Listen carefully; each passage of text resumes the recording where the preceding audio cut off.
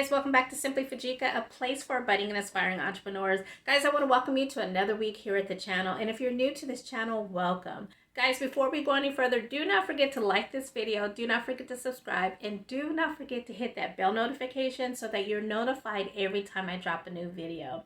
Guys, I do want to remind you that we are launching the second installment of Homecare Licensing, the course, this upcoming Saturday, March 4th.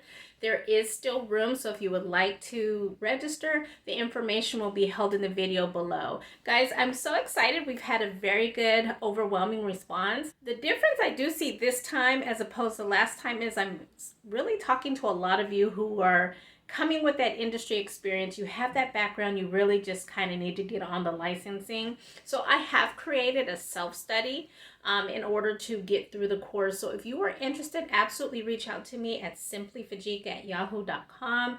You can also check out my website to see what other courses, what other resources do I have available to you at simplyfujica.com.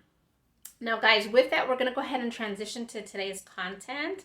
Guys, today I thought it would be interesting to do a video on really the business portion of running your home care agency. And I say that because I've done a video on should you open a home care agency, and I think that video speaks to really the passion, the passion, the drive to take care of people, to provide that quality care. And then I think last year I did another video, which is what are some of the top things I've learned becoming an entrepreneur. But I really want to kind of change the conversation a little bit and really speak to the business portion of you owning your business.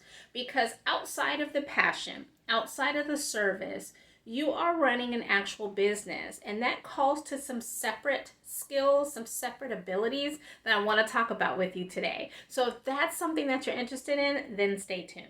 Guys, the first skill that I want to talk about today is being self-disciplined.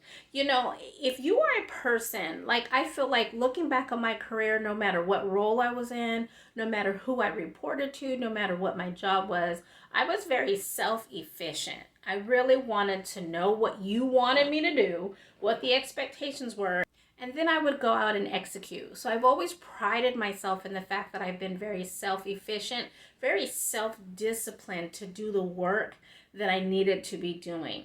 Guys, that skill is going to translate to your own business, because unless you have a partner, it's really going to come down to you and your ability to manage yourself to get the job done. Because guys, trust me, there are going to be plenty of days where you don't want to. There are going to be plenty of days you're not feeling well. Maybe your inspiration is not at its highest. Even during those times, the job has to get done. So self-discipline is really going to carry you through those times. The second piece of being self-disciplined is not only as it relates to your work ethic, but also your finances. And guys, I know that for me, this is something that is easier for me to do because my husband is my partner. And so my husband is very much into saving, very much into looking at a holistic picture of your financial picture. Because remember, I'm going to go back to what I just said a moment ago. Everything is on you. So most of the time, any expenses that come through your business, you are going to have to figure out the timing of paying those expenses.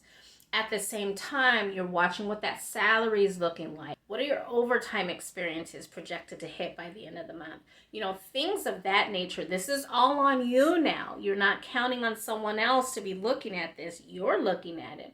Or you are leading someone who's managing that part of the business for you. Either way, you've got to have your eye on it. You got to know what's going on with your finances. So these are things that no one is ringing that bell for you. You really have to be on top of it. You have to create some type of cadence as to when you're looking into these things, as you're analyzing what's going on, as you're starting to understand the natural ebbs and flows of your business. When do you have a lot of sales? When do sales experience a lull for your business? So have you put aside money for those lulls? Are you anticipating your next high? See, these are conversations that you're having in order to manage your business. Self-discipline is huge in this area. The second item that I want to talk about today are your leadership skills. And I actually did a video on that like really early on in my channel, so I might put that in the video description too. I'm laughing because it is so old. The lighting looks orange, all of that. But I want you to ignore all of that when you look at the video and really listen to the different leadership styles that I discuss in that video. However, what I want to talk about today is flexing your leadership style. Now, you guys have heard me discuss that a couple of times in my videos. Where this came to play for me in my career is I was at a point in my career at my last corporate job that I worked where I really wanted to grow, but I didn't feel as though I was getting any traction. And so I had a mentor at that time. And one of the things that she taught me, really the biggest thing that I took away from our time together was, you do need to flex your leadership style depending on scenario and sometimes depending on the individuals that you are leading. And so I really appreciated that concept because for me, I can tell you I'm more of a supportive leader. I'm more of a how can I help you perform at your optimum so that I can see the results that I need, that I expect to see from you. And so I realized that not everybody can really work under a supportive style. Sometimes people do need a little bit more dictatorship. Sometimes people do need you to spell out everything that you need them to do. And then you do have some people who reply to other sorts of leadership. However, if this is your business, because you're responsible to the ultimate performance of your agency, of your beauty shop, your automotive detailing business, because you are the boss, you are responsible for the performance. And even bigger than that, you're responsible for the results. So what leadership does that expectation carry for you? Also, as you start to bring people in under you and within your organization, people are going to start understanding what your leadership style is. And so don't forget, in your absence, when a decision has to be made, maybe they can't get you on the phone, because it's easy to say, hey, if you have any questions, call me. What if they can't get you? What if you're on a call? What if you're attending to another emergency? In those instances, those people are going to ask themselves, what would Fujica do? Right? I mean, most of us would do that. And so what do you want their answer to be? And really what's going to come out from that, what that person does, is going to speak to your leadership style and how you've been able to cascade it down to those people in your organization. So remember that as you are leading, as you are having discussions, as you are executing against goals and counting on others to do the same, they're really understanding what your leadership style is. And a lot of times people are going to mimic that style to ensure that they are successful within your organization. The third item that I want to talk about is vision. Now, vision is extremely important for your organization. And guys, I will say this, because you are a visionary, that doesn't always translate to execution. There are some people that have great visions, they have great, ideas, and they're really innovative, and they really can talk about what should occur. But then when it's time to show how it should occur, not so much. You start to see that execution really isn't there. And so that's okay. You just have to make sure, because this is your vision, you have to make sure that your vision is executed. That execution is coming from you or a trusted team member or a partner. But you have to make sure whoever is in charge of carrying your vision forward, that they know what your end goal is and that they have a game plan on how to get there. The second piece of the vision that I want to discuss about is really creating that culture. We've heard a lot lately about toxic workplaces, toxic cultures, cancel me cultures, And when you look at that culture, good, bad, or indifferent, it is typically a reflection of the leadership of that company.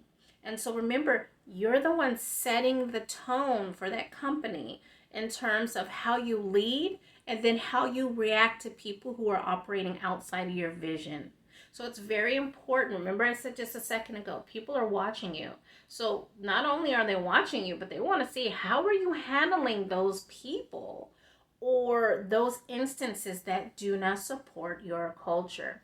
It's really important that you act timely. And guys, even indecision or not acting, those are actions. Sometimes your culture will pay a price to you not acting in time or not acting in a way that really lets people know who you are as a leader. Guys, the fourth and final tip that I want to discuss with you is developing a sense of business acumen. And really, guys, a quick definition of business acumen is business sense or business understanding, business knowledge. And a lot of times that is developed over time.